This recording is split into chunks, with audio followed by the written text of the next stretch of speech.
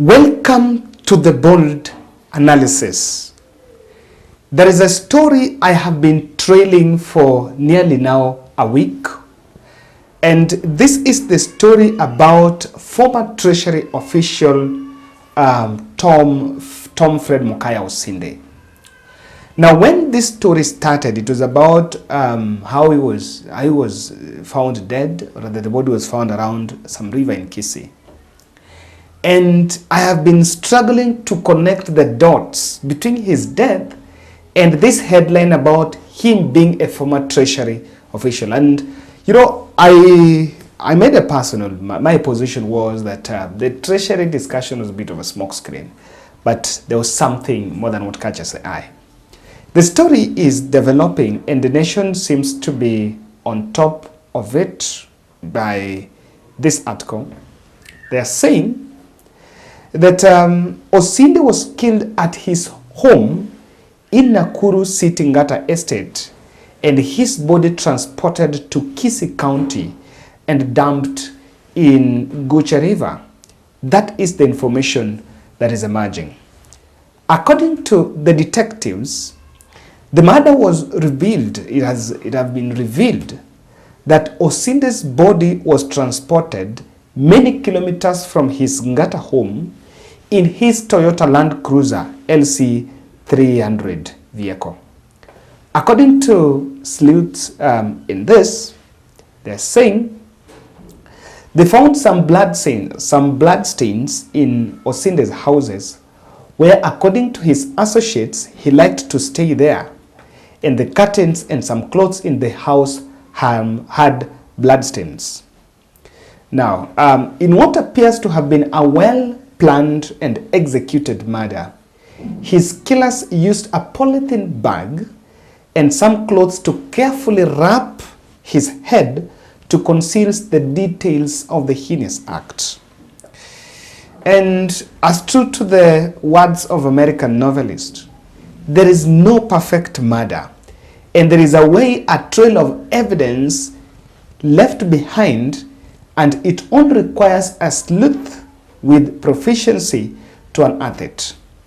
OSINDE's killers, according to Nation, left blood-stained polythene bag on the banks of Gucha River, and according to the detectives, analysis of the blood samples actually show that from the blood samples from the polythene bag where the body was found and the blood stains match those of the slain former Treasury official. So what they have done, they have picked blood stains because there were some clothes with blood stains back in his house in Rangata, and there was also a polythene bag that was where the body was found. Now, when they do analysis of the two blood stains, they actually realize that they are those of slain former Treasury official. Ladies and gentlemen, I want us to look deep into this, but allow me to take a second and remind you about our last challenge for Sarah. We are supporting Sarah Tieno, having supported her last year to cover her medical bill of 1.3 million when she was diagnosed with acute leukemia. And unfortunately, after going through the chemo and battling it for nearly 1 year, we lost Sarah in Kenyatta Hospital on 26th. And the family is overwhelmed with the bill.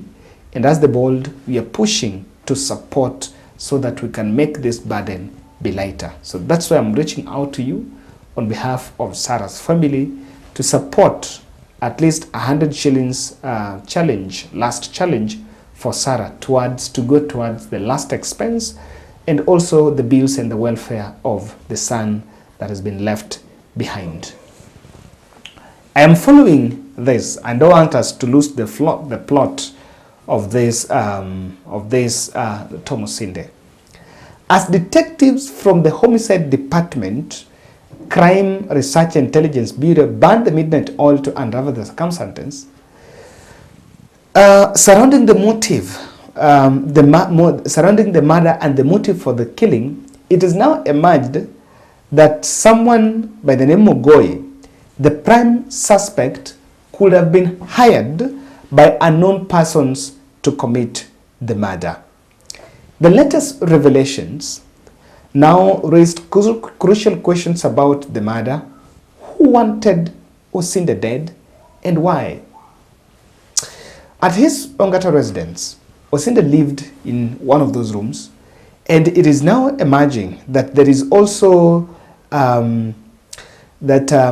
after he was killed, it emerged that after his murder, his killers fueled his vehicle at Ruby's petrol station on Nairobi Eldoret Highway.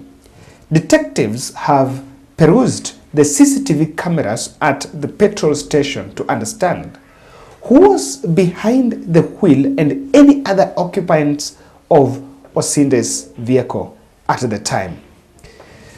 The CCTV cameras, we understand, were a bit faulty, but they have been repaired and handed over the backup drive for analysis to establish who refueled the vehicle and who the occupants were revealed in the petrol station. Now, what is emerging here is that his farmhand, who hails from South Mugirango constituency in Kisii, has been placed at the scene of crime and claims he confessed to senior officers to have committed the murder. What? You know, Mr. Mugoi allegedly revealed to detectives that at the scene of crime at River Kuja in Migori, where the body was dumped, detectives believes the farmhand may have been committed the crime at OSINDE's Ngata home along with others before they dumped the body in River Kuja. When his decomposing body was recovered from River Kuja in Migori, a source said it had a deep cut on the head and his hands and legs were tied, also suggesting there may have been more than one killer in the scene. It is not easy to do all that if you're alone. And what is then coming out clearly is that it was a coordinated or rather well-planned murder, according to information from this end. And that is why I said I am not yet privy to what exactly is the link of his murder by the fact that he was working in Treasury. Because to me, I think that is not coming out clearly, even as we want to maybe create the link. I am just seeing some three scenarios here. And clearly, it looks a high-profile termination, where a determination of insiders around him are actually being placed at the scene of crime. Because if you look at it clearly, such magnitude, such high-profile murder cannot casually be executed or can actually casually be done by a farmhand without an influence from outside or someone else. I've read this story, and I think the writer there, the editor there, is actually speculating. There could have been a plot to make sure that they raid his bank accounts, and maybe part with some of his cash. That is not yet confirmed whether there was an attempt to hack his account, because if that would be it, they would have, they would have ambushed him and maybe gave those details and just make sure it happens fast. But that has not yet been confirmed. This is a high-profile termination, and if you ask me. So, as a country, I know there is also the second narrative, the second scenario of, is it a question of deal gone wrong? You cannot wish away that. But I want to bring in my punchline here. As a country, it is high time we tighten the belt on extrajudicial executions. It is just that the Tom OSINDE's one is coming in the limelight. But how many are in the behind but cannot be seen? How many are coming? I remember when Kenya Kwanza came into power, we really locked up a contingent of some police officers and profiled them the way they were used by the previous administration to murder people in some police station somewhere. And we said that was to bring an end to it.